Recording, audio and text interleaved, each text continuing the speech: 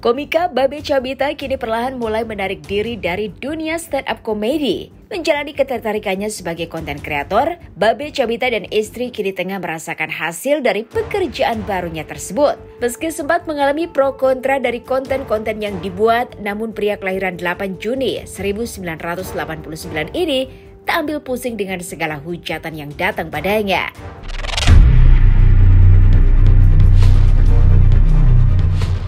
Mengawali karir dengan mengikuti audisi stand-up komedi, Babe Cabita akhirnya berhasil menjadi juara di tahun 2013. Mencoba peruntungan sebagai aktor dalam beberapa judul film, nampaknya Babe Cabita mulai bisa menata kehidupannya dari penghasilan yang ia dapatkan itu. Memiliki banyak mimpi ia wujudkan, Babe mengatakan bahwa jalur sosmed merupakan hal yang tercepat dalam menghasilkan sesuatu. Ada yang berbeda dari penampilan Babe Cabita. Sempat mengalami sakit diabetes, ayah dua anak ini memutuskan untuk mengubah pola hidupnya. Mendatangi dokter gizi hingga lakukan diet ketat.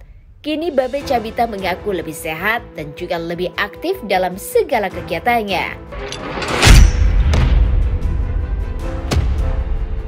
Lantas seperti apakah kehidupan yang tengah dijalani oleh Babe Cabita dan Faty Indraloka saat ini? Dan benarkah di tengah banyaknya pundi-pundi yang telah didapatkan, Babe Cabita dan istri juga kerap mengalami perdebatan dalam rumah tangga? Bersama cuap-cuap investigasi, kami akan menguak kisah seputar selebriti dari yang biasa menjadi tidak biasa. Tapi sebelum itu, jangan lupa untuk like, subscribe, dan share channel YouTube ini.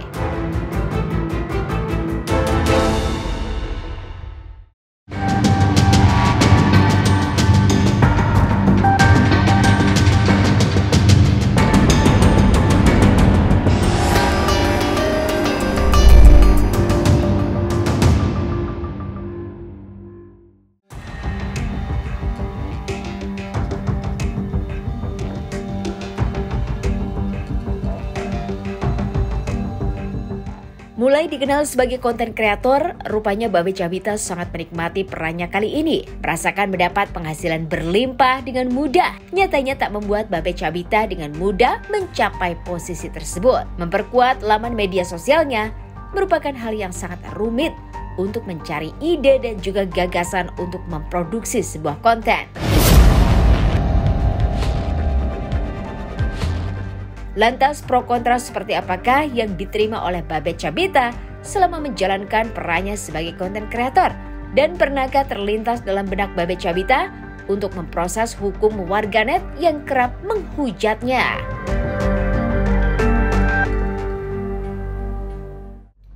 Munculnya itu ya kita kan sebagai konten kreator memang harus up to date kan. Jadi memang harus sering-sering ngeliat sosmed, TikTok, Instagram, perkembangan YouTube, perkembangan termasuk juga apalagi yang lagi trending di Twitter. Jadi kalau bisa kita bikin konten, kita biasakan kontennya parodi kan. Kita bikin konten parodi, jadi selalu up to date kayak gitu. Sering. Yang mana mungkin udah salah satu. Sering, karena namanya komedi itu memang pasti ada korban yang harus kita sumber komedinya kan. Jadi kadang-kadang kita tidak bisa mengontrol komen juga enggak, kita nggak bisa mengontrol tingkat ketersinggungan orang. Itu udah PR-nya dari semua komedian. Jadi kita nggak tahu, bagi kita kayaknya ini nggak tersinggung nih, tapi bagi orang tersinggung. Mungkin dia lagi PMS atau mungkin dia lagi, atau banyak juga netizen yang kadang-kadang dia memancing keributan. Jadi ini kayaknya bisa nih dibikin rame nih. Jadi komen dia mancing cari tuh, ternyata nggak kena ya udah dibiarin gitu, sering kayak gitu. Malah kadang-kadang ada yang mancing keributan, aku pin gitu. Akhirnya dia yang dibully nanti. Lu nya aja yang heboh, lu nya aja yang gitu-gitu. Tapi ada juga yang beneran aku dibully juga, ada beberapa. Kayak macam konten beberapa ya yang paling yang viral, yang paling yang tentang Ibu Risma kemarin, terus yang apalagi ya tentang aku mau berdakwah waktu itu bulan Ramadan, aku mau coba berdakwah, terus dibully tuh karena ngapain lu dakwah udah ini aja berkonten aja gitu. Padahal yang aku sampaikan benar. Tapi kan kalau di Indonesia masih ngelihat yang ngomong siapa nih gitu. Kalau yang ngomongnya komedian dianggapnya menghina, tapi kalau yang ngomongnya ustadz ngomong lucu dianggap hiburan kayak gitu. Padahal kan kalau dakwah mau menyampaikan siapa aja kan bisa. Laporin itu buang-buang duit itu pasti buang waktu, keluar duit segala macam, sidang sana sini keluar duit itu enggak pernah. Tapi nggak pernah sampai sakit hati banget itu, enggak lah ya. Aku model orangnya kalau nggak terlalu aku cuek aja gitu, nggak dibaca. Kalau memang kira-kira mengganggu udah dibiarin aja. Dan nggak aku blok juga, banyak kan orang kan diblok, dihapus, aku dibiarin aja gitu.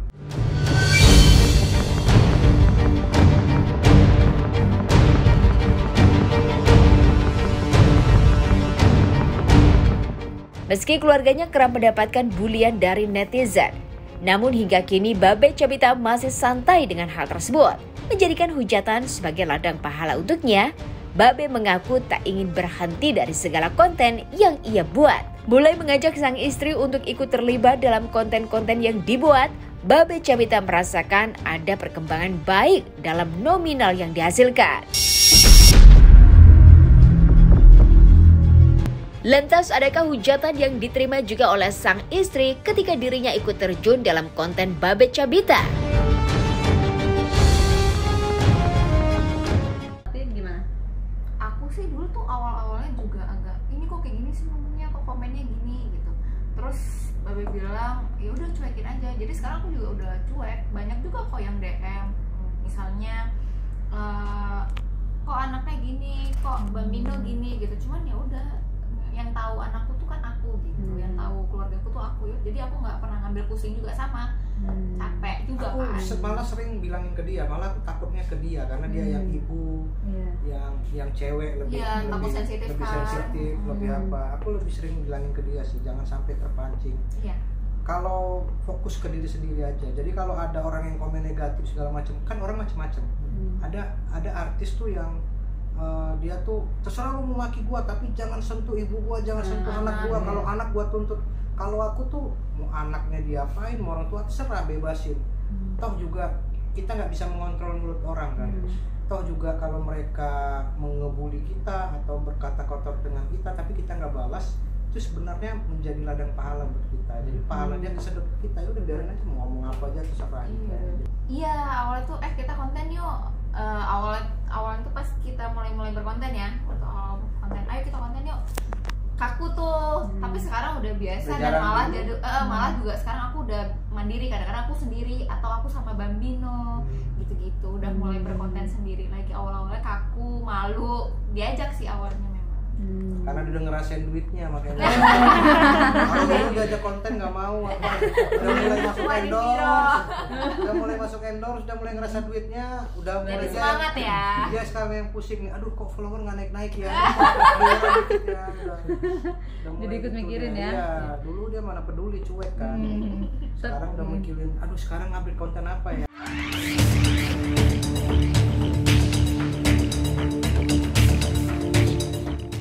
Segala apa yang telah didapatkan oleh Babe Cabita tentu tak semudah membalikan telapak tangan. Jangan kemana-mana, tetap di Cuap-Cuap Investigasi. Hai, saya Mona Ratuliu. Saksikan terus Cuap-Cuap hanya di MOP.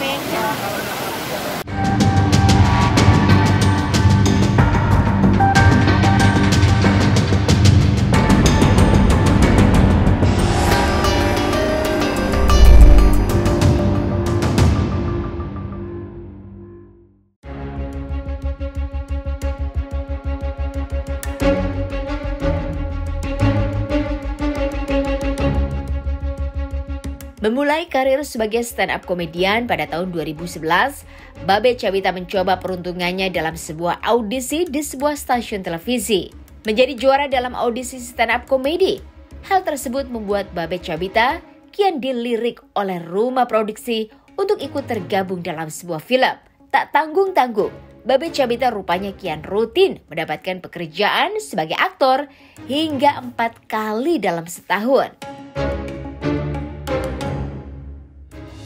Lantas benarkah Babe Cabita akan pensiun dari pekerjaan yang membesarkan namanya? Dan adakah titik terendah Babe Cabita dalam karir yang telah ia jalani?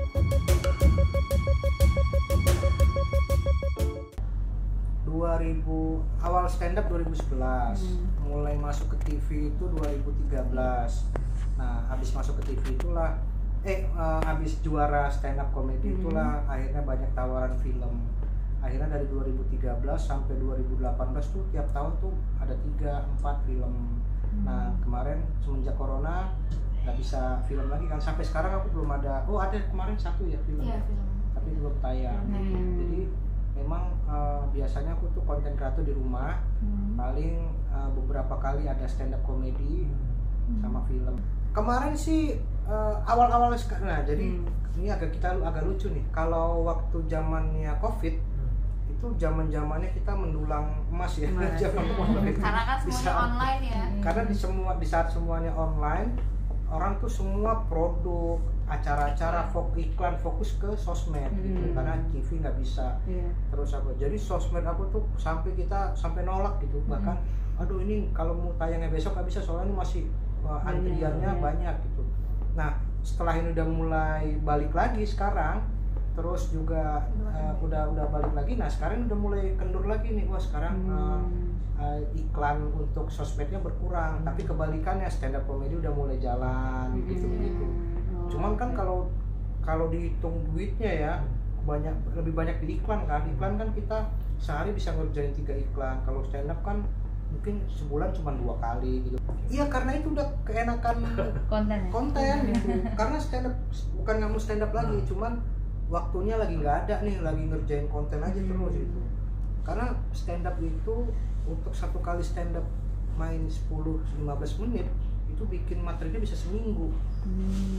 Ngerjainnya tuh bener-bener seminggu, harus pusing fokus. Sementara kalau konten kan sehari kita bisa mikirin 2 konten, duitnya gede gitu. Jadi udah stand upnya ntar aja gitu.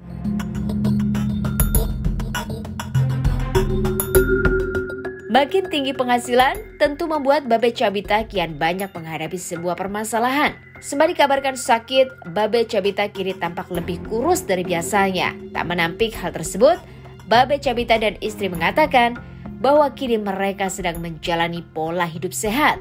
Diet ketat rupanya telah dijalani oleh Babe Cabita demi menjaga kesehatannya. Lantas sakit apakah yang sebenarnya dialami oleh Babe Cabita hingga menyebabkan berat badannya menyusut?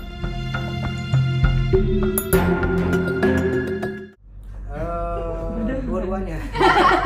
Tapi sakit nggak bikin kurus. Maksudnya karena aku dulu gendut karena diabetes, akhirnya aku diet jadi kurus. Tapi kurusnya bukan karena sakit, karena diet. Tapi kenapa diet? Karena sakit. Udah berapa kilo turun?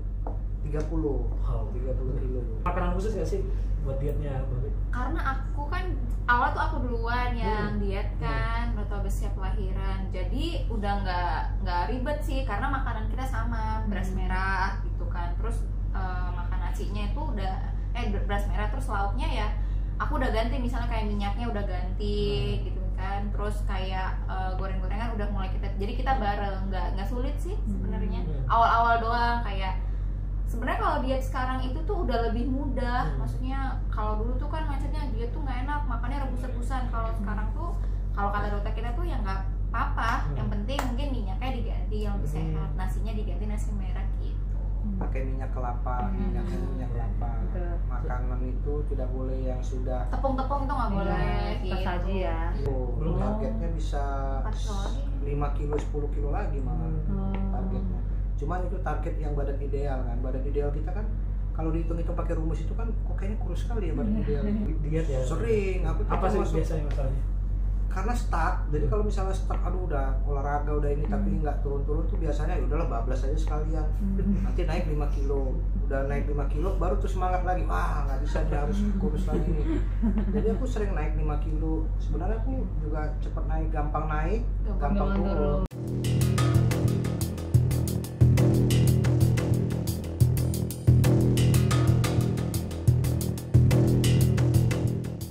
Stabil dalam kondisi ekonomi tentu tidak menutup kemungkinan Babe Cabita menghadapi problematika yang lain. Jangan kemana-mana, tetap di Cuap-Cuap Investigasi. Jangan lupa saksikan Cuap-Cuap di FOP Channel.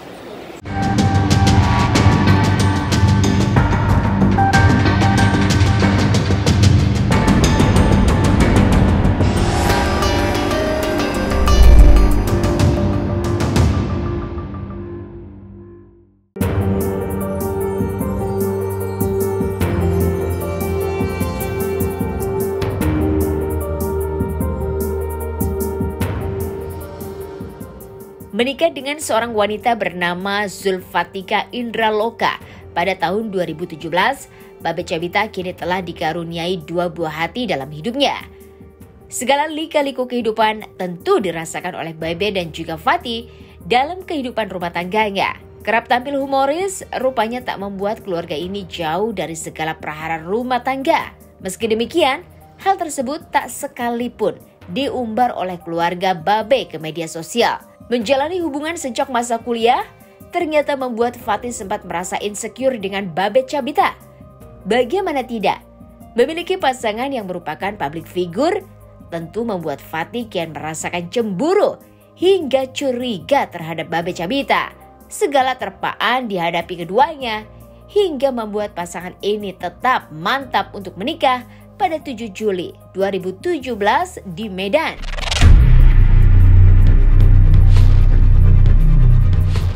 Lantas adakah cara yang dilakukan oleh pasangan Babe dan juga Fati untuk menjaga keharmonisan rumah tangganya? Dan siapakah di antara Babe dan juga Fati yang sering mengalah jika keduanya sedang mengalami perdebatan dalam rumah tangga?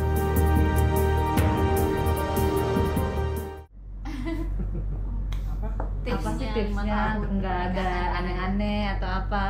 5 tahun tidak ada gosip miring. Ya apa ya, tips 5 tahun tidak ada gosip miring berarti ya jangan gosip loh. Kalau masalah ya pasti ada, cuman nggak pernah di-up ke sosmed. Gitu. Jadi aku udah sering tuh juga dia untungnya dia juga nggak bangsa yang update. Kalau kita lagi berantem update di story. Kan kalau update story kan masuk lambe turah lagi. Makanya kita kalau berantem nggak pernah update di story atau sebisa mungkin tidak update di story dan tidak bilang-bilang pertanyaan atau apa-apa status. Jadi ya biasa aja ngalir. Ke orang tua juga sebisa mungkin kita nggak ngadu ke orang tua kan kalau misalnya ada apa-apa, apalagi ngadu ke polisi ya. Jadi kita pokoknya tidak ada ngadu-ngadu ke siapapun lah. Rumah tangga aja. Jadi orang tidak konsumsi publik yang suka ngalah. Kalau lagi malahan gitu. Tengah berantemnya karena apa sih gitu? Ya tergantung sih, maksudnya kadang tuh kalau misalnya aku yang lagi marah, dia yang lebih ini ya. Iya gitu. Tapi kadang-kadang pernah juga dua-dua meledak, udah kita diam dulu biasanya. Maksudnya ya narik diri dulu masing-masing, nanti baru diobrolin lagi gitu. Berantemnya itu kadang-kadang berantemnya parah sampai diam-diaman berapa hari. Gara-garanya cuman ribut masalah mana lebih baik protein hewannya atau nabati. Bener gak sih? Kadang-kadang tuh yang suka berantem tuh sekarang tuh karena pola asuh anak. Aku maunya gini, dia maunya gini. Enggak, menurut aku tuh kayak gini. Gitu-gitu doang sih, gitu-gitu. Dulu aku tuh termasuk insecure. Kan kita dari kuliah bareng. Terus Bebe masuk 2013 tuh film. Terus kita LDR juga. Itu aku insecure. Aku insecure kayak dia ngapain aja, aku kepo, terus aku minta dulu tuh password Twitternya. Tapi terus seiring waktu tuh capek ya kayaknya kayak gini. Jadi aku sekarang udah nggak insecure. Maksudnya aku percaya diri aja sama diri aku sendiri.